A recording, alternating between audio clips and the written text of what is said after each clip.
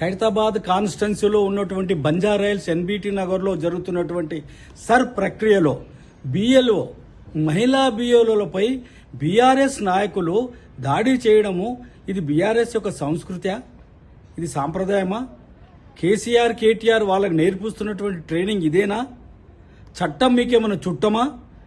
కేంద్ర election commission తీసుకున్నటువంటి sir ప్రక్రియలో యావత్ 5 రాష్ట్రాల్లో జరుగుతున్నటువంటి ఈ యొక్క ఎన్రోల్మెంట్ సిస్టాన్ని, దేశంలో 51 నుంచి జరుగుతున్నటువంటి ఈ సిస్టాన్ని మీరు దొంగ ఓట్లు తీసేస్తున్నటువంటి దాన్ని తట్టుకోలేక ఈ పని చేస్తున్నటువంటిది ఎంతవరకు సమంజసం?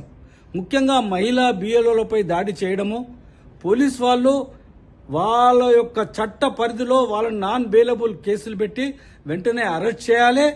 చేయనట్టయితే భారతీయ జనతా పార్టీ పెద్ద ఎత్తున ఉద్యమం చేస్తాము.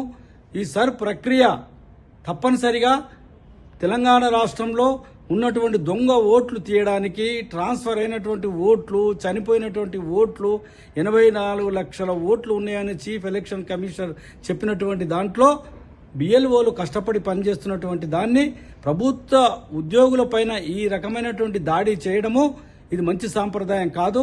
వెంటనే ప్రభుత్వ ఉద్యోగులపైన, ముఖ్యంగా ఎలక్షన్ కమిషన్ అండర్లో పనిచేస్తున్నటువంటి బిఎల్ఓల పైన చేసినటువంటి దాడిని భారతీయ జనతా పార్టీ తీవ్రంగా ఖండిస్తున్నాము. వాళ్ళపైన తగిన చర్యలు, నాన్ బెయిలబుల్ కేసులు పెట్టి వాళ్ళని అరెస్ట్ చేయాలని